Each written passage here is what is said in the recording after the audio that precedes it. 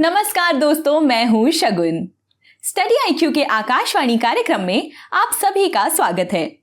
शुरू करते हैं दिन भर की वे जरूरी खबरें जिनसे परीक्षा में सवाल पूछे जा सकते हैं।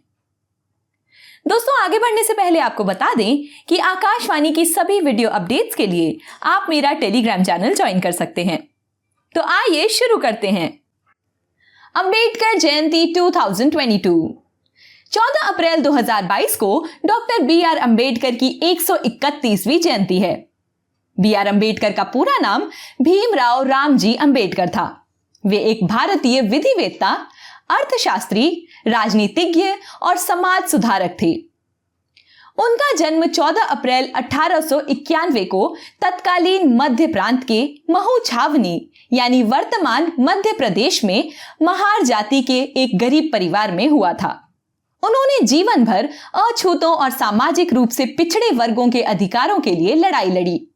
हिंदू धर्म में विद्यमान अस्पृश्यता के सिद्धांत से व्यथित होकर अक्टूबर 1956 में उन्होंने हिंदू धर्म को त्याग कर नागपुर में बौद्ध धर्म ग्रहण कर लिया। 6 दिसंबर 1956 को उनकी मृत्यु हो गई। इस दिन को महापरिनिर्वाण दिवस के रूप में मनाया जाता है। बाबा साहेब को भारतीय संविधान के पिता यानी father of the Indian constitution कहा जाता है। ये संविधान निर्माण की प्रारूप समिति के अध्यक्ष थे। वे स्वतंत्र भारत के पहले कानून और न्याय मंत्री बने। हिंदू कोड बिल पर मतभेद को लेकर इन्होंने वर्ष 1951 में कैबिनेट से इस्तीफा दे दिया। उन्होंने 1930 से 1932 तक लंदन में आयोजित तीनों गोलमेज सम्मेलनों में भाग लिया। 1932 में उन्होंने पूना पैक्ट पर हस्ताक्षर किए, जिसके कारण वंचित वर्गों के लिए अलग निर्वाचक मंडल बनाने के विचार को हटा दिया गया। 1923 में उन्होंने बहिष्कृत हितकारिणी सभा की स्थापना की, जो दलितों की शिक्षा और संस्कृति को बढ़ाने के लिए थी।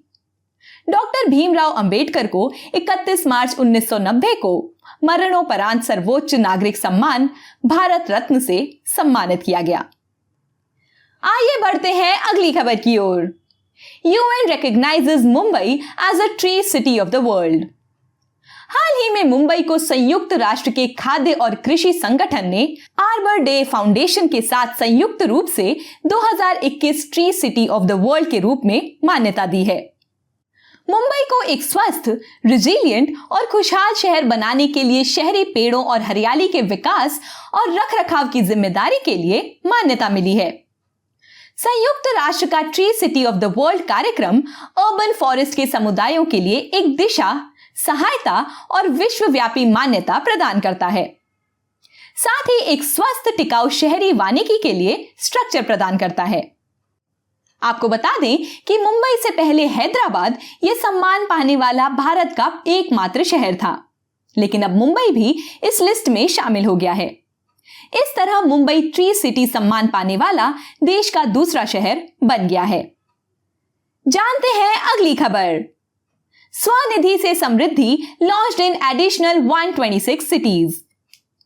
आवासन और शहरी कार्य मंत्रालय ने 14 राज्यों और केंद्र शासित प्रदेशों के अतिरिक्त 126 शहरों में स्वनिधि से समृद्धि योजना का शुभारंभ किया। इस योजना के विस्तार के बाद 28 लाख स्ट्रीट वेंडरों और उनके परिवारों को इस स्कीम में शामिल किया जाएगा। स्वनिधि से समृद्धि योजना सड़क विक्रेताओं को उनके चहुमुखी विकास और सामाजिक आर्थिक उत्थान के लिए सामाजिक सुरक्षा लाभ प्रदान करती है। स्वनिधि से समृद्धि पीएम स्वनिधि की एक अतिरिक्त योजना है, जिसमें लगभग 35 लाख स्ट्रीट वेंडर और उनके परिवार को शामिल किया गया था।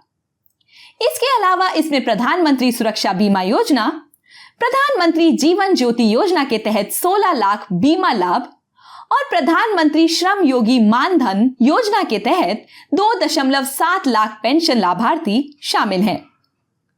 आवासन और शहरी कार्य मंत्रालय ने 1 जून 2020 से प्रधानमंत्री street vendor Atmanirbhar Nidhi launch की। ये एक सेंट्रल सेक्टर स्कीम है।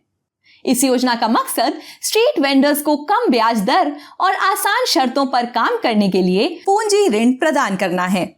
इसी के मद्देनजर रेहड़ी पटरी वालों को उनके समग्र विकास और सामाजिक आर्थिक विकास के लिए सामाजिक सुरक्षा लाभ प्रदान करने के लिए स्वनिधि से समृद्धि कार्यक्रम शुरू किया गया था।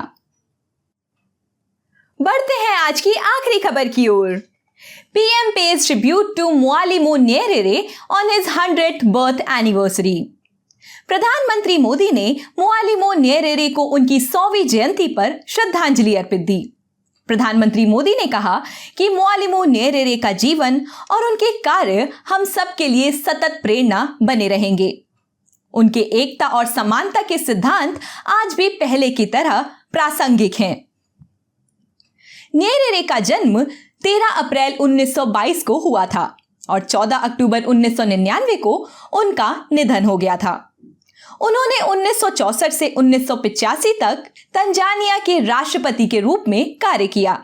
तंजानिया के लोग इनको मुआलिमू यानी शिक्षक कहते हैं। न्येरेरे ने शांति परिवर्तन, सामाजिक समानता और नस्लीय सद्भाव बढ़ाने के लिए काम किया। नस्लीय और जातीय भेदभाव के सभी रूपों को खारिज कर दिया। 1954 में उन्होंने तंगानिका अफ्रीकन नेशनल यूनियन बनाने में मदद की, जिसके माध्यम से उन्होंने ब्रिटिश सरकार से तंगानिका की स्वतंत्रता के लिए अभियान चलाया।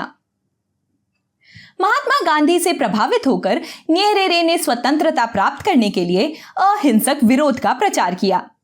1958 से 1959 के चुनावों में विधान परिषद के लिए चुने गए न्येरेरे ने तब TNAU को 1960 के आम चुनाव में जीत दिलाई और प्रधानमंत्री बने। 1962 में तंगानिका एक गणतंत्र बन गया और न्येरेरे पहले राष्ट्रपति चुने गए। तो दोस्तों, ये थी हमारी आज की कुछ विशेष खबरें। मिलती हूं कल आपसे इसी समय। नमस्कार।